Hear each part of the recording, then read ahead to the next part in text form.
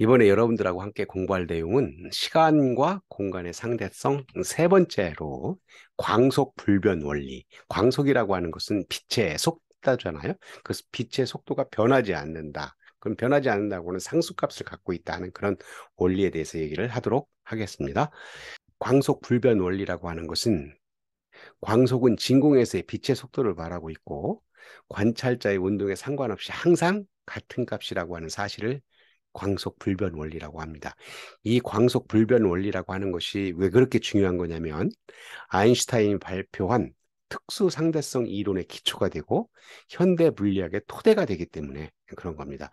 뭐 우리 이제 뒤에서 이제 곧 공부할 텐데 아인슈타인이 발표한 특수 상대성 이론은 이게 두 가지 가설이 있어요. 가설 1은 상대성 원리라 그래서 갈릴레이 상대성 원리를 얘기를 하는 겁니다.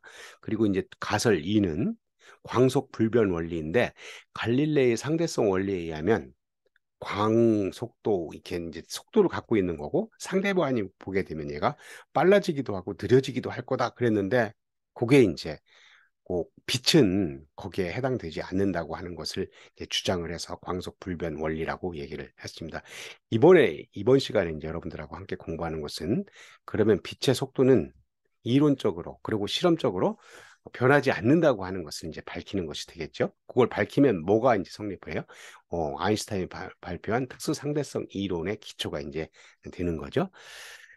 자, 많은 과학자들은 빛의 속력을 측정하기 위한 실험들을 했어요. 여기 보세요. 아리스토텔레스, 갈릴레이, 르모, 피조, 그리고 이제 이 이후에도 많은 것들을 했는데 한번 살펴보면 아리스토텔레스는 기원전 이때 사람이에요. 굉장히 오래 전이죠. 그죠? 그 빛의 속력은 무한대이다. 이랬어요.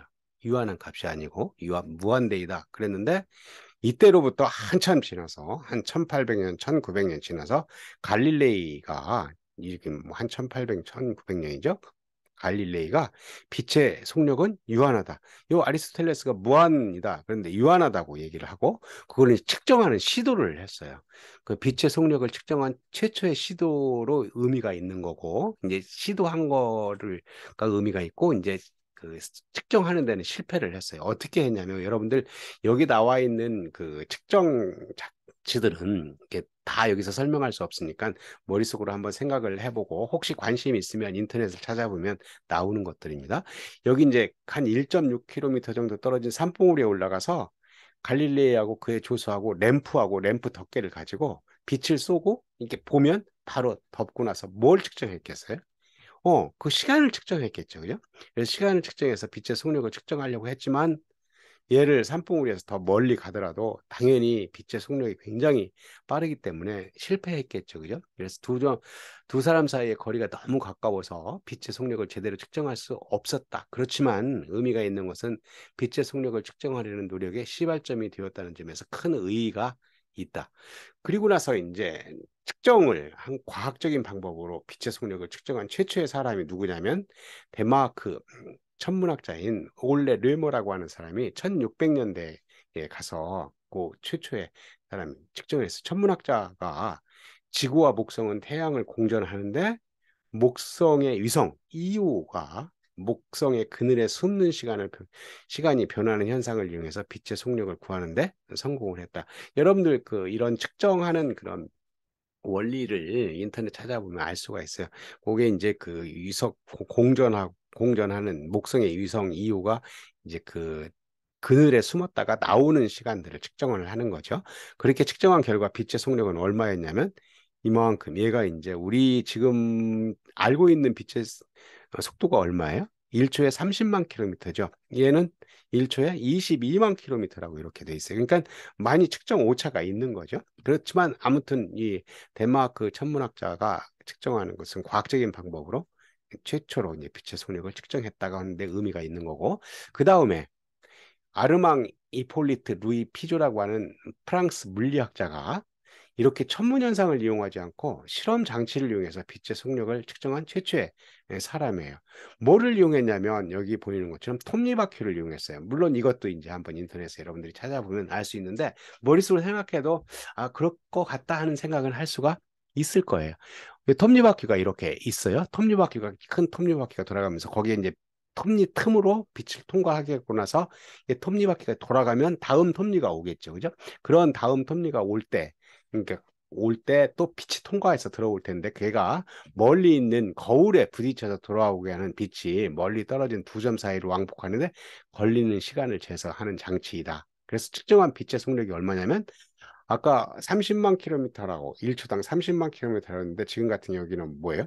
31만 3천 킬로미터 1초당. 그러니까 그 지금 우리가 알고 있는 빛의 속력보다 조금 더 빠르게 나왔네요.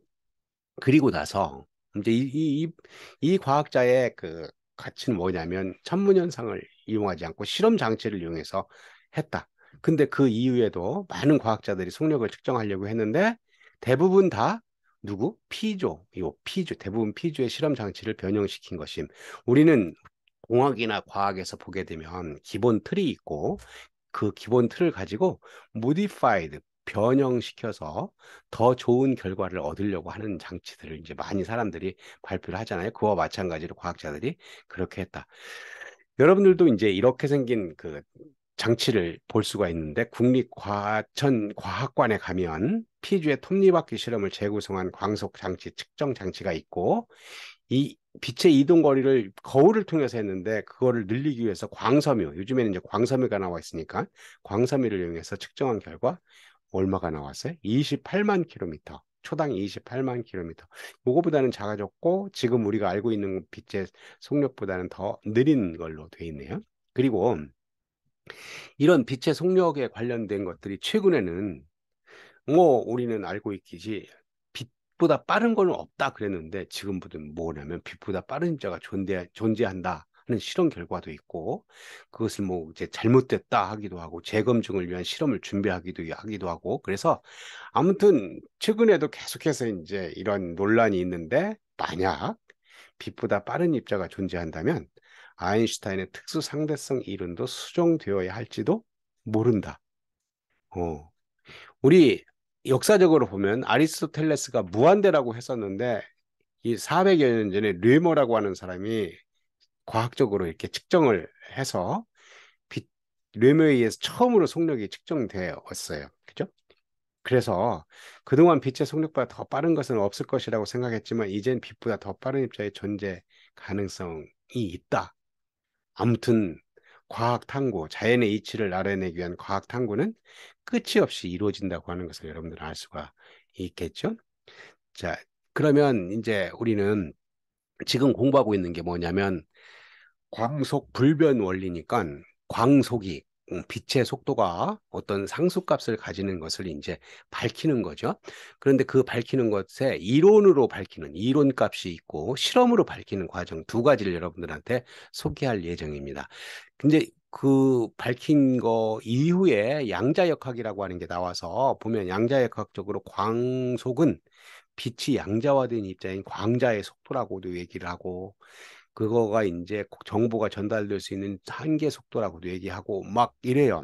그런데 우리 지금 여기서 광속의 이론값이라고 하는 것은 우리가 알고 있는 광은 전자파다 하는 그것으로부터 시작하는 광속은 전자기파라고 하는 것으로 시작을 해서 전기장과 자기장이 서로 영향을 주고받으며 이렇게 시공간에서 퍼져나가는 프로파게이션을 하는 전파해가는 그런 파동이고 그거의 전달 속도가 빛의 속도이다. 그것을 밝힌 사람이 이제 맥스웰이라고 하는 사람이고 맥스웰 방정식을 이렇게 했습니다. 우리 여러분들 그 물리 그리고 이제 전자기학 뭐 이런 것들을 공부를 해보면 이 맥스웰 방정식이라고 하는 게 굉장히 그 파워풀한 그런 방정식이 됩니다. 뭐 전자기파에 관련된 모든 현상들을 이 네 개의 맥스웰 방정식을 가지면 다 설명을 할 수가 있어서 굉장히 그 파워풀한 그런 방정식이 되는데 우리는 지금 어디 뭐 할 거냐면 자유 공간에서 진공 상태에서 뭘 구해요? 빛의 속도를 구하는 거예요. 그래서 우리는 가정하기를 이 맥스웰 방정식이 조금 이제 다른 것들이 붙어 있는데 가정하기를 자유 공간이라고 하고 균일 평면파라고 생각을 하면 뭐 여러분들 균일 평면파라고 한다면 이렇게 이게 그 파면이라고 하는 게 있어요.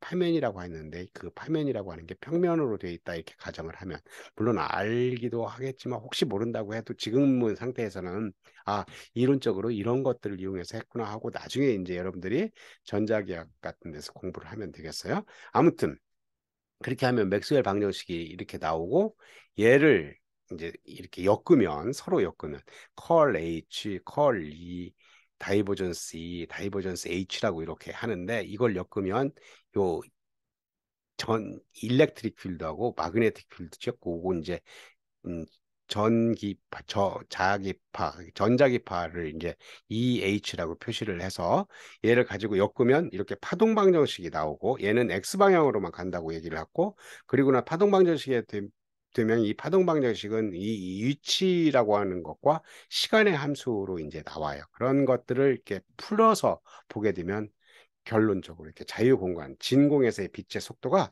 이렇게 구할 수 있어요. C는 루트 뮤 제로 입실론 제로분의 1 이렇게인데 뮤 제로나 입실론 제로라고 하는 것은 자유공간에서 유전율이고 자유공간에서 투자율이라서 변하지 않는 값이에요. 변하지 않는 값을 여기다 갖다 대입을 하면 2.99792458 곱하기 10의 8승 메타파 세크 해서 우리는 대략 뭐라고 얘기를 하냐면 초당 30만 킬로미터라고 하는 빛의 속도를 구할 수가 있다. 그래서 뭐 어떻게 되는 거예요? 이론적으로는 맥스웰이라고 하는 사람이 맥스웰 방정식으로부터 파동 방정식을 통해서 자유공간에서의 빛의 속도를 구했다 하는 거죠. 광속 불변성의 원리를 실험적으로 확립한 사람은 앨버트 마이클슨과 이제 에드워드 몰리라고 하는 사람이고 1887년 케이스 웨스턴 리저브 대학교, 미국에 있는 대학교죠. 미국에 있는 대학교에서 그 물리학의 역사상 가장 중요한 실험 중에 하나인 마이클슨 몰리 실험을 수행을 했습니다. 이 마이클슨 몰리 실험이 어떻게 수행한 거고 어떤 목적이 있었는지 하는 것은 조금 이따가 설명하기로 하고 그 실험 결과 뭐 어떤 걸 얻었냐면 관측자의 운동 상태는 빛의 속력에 영향을 주지 않는다. 어, 이건 우리 그 갈릴레이 상대성 원리에 의하면 관측자하고 다른 거 이렇게 빛이라고 하는 것도 상대이기 때문에 그걸 보면 상대 속도여야 될 텐데 그거가 갈릴레이 상대성 원리가 적용되지 않는다는 사실이 돼서 뭘 했어요? 아인슈타인의 특수 상대성 이론의 시초가 되었다. 여기에 이제 굉장히 그 중요한 내용이 담겨 있다. 그거예요. 그래서 마이클슨 몰리 실험은 뭐 어떻게 한 거냐면 마이클슨과 몰리는 이 지구가 이제 우주 공간을 매우 빠른 속도로 매우 빠른 속력으로 이렇게 움직이고 있죠. 여기 보세요. 여기 이제 태양이 있고 여기 지구가 있는데 이렇게 빠른 속력으로 이렇게 움직이고 있어요. 여기 봄이고 이제 가을이네요. 빠른 속력으로 움직이고 있는데 이때 빛의 속력이 이제 그 어떤 뭐가 있다고 한다면 흐르는데 영향을 받을 것이다. 근데 뭐 어떤 생각을 했냐면 19세기의 물리학에서는 물결파라고 하는 게 뭐냐면 어떤 그 연못 같은데 돌멩이를 딱 던지면 물결이 이렇게 진행하는 게 보이죠. 그리고 이제 음파 이런 것들이 진행하기 위해서는 뭐가 필요하냐면 물결파에서는 물이 필요할 거고 음파에서는 공기가 필요하겠죠. 그러면 야, 빛이라고 하는 것도 이렇게 진행을 하는 거라고 한다면 그 빛을 진행하기 위한 뭔가가 필요할 거다. 매개물이 필요할 거다. 그 매개물을 광학 에테르라고 이제 했어요. 그러니까 가상의 물질이죠. 그래서 마이클슨 몰리 실험의 목적은 요 광학 에테르가 있는가 하는 것을 찾으려고 이제 실험을 수행을 했어요. 그러면 어 이렇게 생긴 데에서 가상하기를 이제 머리로 한번 생각해 보기를 이렇게 우주 공간에서 이런 방향으로 지금 화살표 방향으로 이렇게 화살표 방향으로 뭐가 에테르 바람이 이렇게 불어요. 에테르 바람이 불면 우리 뭐 그 물결 칠 때 배가 이렇게 움직이는 때 물결 치는 방향으로 배가 움직인다면 빨라지고 그 반대 방향으로 가면 배가 이제 느려지겠죠. 그런 것처럼 빛이 이 에테르라고 하는 것을 진행을 하면서 지금 에테르 바람이 이런 방향으로 가니까 이 방향으로 빛이 비친다고 한다면 빨리 갈 거고 그거에 거슬러서 이렇게 가게 되면 어때요? 빛이 속도가 느려지겠죠. 그죠? 그래서 빛이 빨라지고 느려지는 그런 현상들을 이용하는 것을 한번 측정해 보겠다. 그래서 이런 측정 장치를 하나 만들었어요. 마이켈슨 몰리 실험에서 이와 같은 측정 장치를 만들었다. 이와 같은 측정 장치는 굉장히 정교하게 만들었는데 얘는 요즘에 이제 간섭계로 쓰고 있는 그런 구조를 갖고 있어요. 간섭계라고 하는 것은 굉장히 이게 길이나 뭐 다른 것들을 측정하는데 아주 중요해요. 이제 광에서 레이저를 이용한 센서 같은 걸 할 때도 굉장히 많이 쓰는 그런 구조가 되는 간섭계입니다. 어떻게 동작하는 거냐면 먼저 동작부터 한번 생각해 보죠. 여기 빛이 있어요. 여기 코헤런트 라이트 소스라고 써 있는 것은 뭐냐면 레이저라고 생각하면 되는데 이때 마이켈슨 몰리 실험을 할 때는 레이저가 개발이 안 됐어요. 개발이 안 돼 있는데 그때 여기다가 요 레이저 대신에 뭘 썼냐면 백색광을 썼죠. 아무튼 빛을 여기서 이렇게 쪼여요. 쪼이고 나서 요 가운데에 가면 뭐가 있냐면 세미 실버드 미러라 그래서 하프 미러가 있어요. 하프 미러라고 하는 것은 빛의 일부를 투과하고 통과를 시키고 하나는 일부를 반사를 시키는 이런 성질을 갖고 있어요. 그래서 이게 빛이 와서 이렇게 투과를 해서 여기 뭐가 있어요? 거울이 있고 여기도 거울이 있죠. 투과를 해서 거울에 가서 맞고 오고 여기서 거울에 가서 맞고 오면 두 개의 빛이 어떻게 되겠어요? 합쳐져요. 합쳐지면 우리는 거울이 그 전자파 A에서 이게 이제 뭐가 생기냐면 간섭이 생겨요. 간섭이 생기면 뭐가 생기냐면 우리는 물결도 이렇게 오다가 보면 서로 만나면 그 이제 그 소멸되기도 하고 서로 물결이 높아지기도 하는 그런 것들에 의해서 간섭 무늬가 이렇게 생겨요. 이 간섭 무늬. 자, 이렇게 간섭 무늬가 생기는 것을 측정을 했어요. 그러면 측정을 했을 때, 자, 지금 우리가 원하는 것은 뭐냐면 여기로 갔던 빛하고 이쪽으로 갔던 빛의 속도가 똑같다고 한다면 얘를 거울을 움직이지 않는 한 요 간섭 무늬는 일정하게 변하지 않을 거다 그거예요. 근데 이렇게 생긴 간섭계의 구조를 어디에다 갖다 놨냐면 아까 봤던 이랬던 우주 공간에다 이렇게 갖다 놓고 우주 공간에 갖다 놓고 지금 만든 구조를 돌려봤어요. 돌린다고 한다면 어떻게 되겠어요?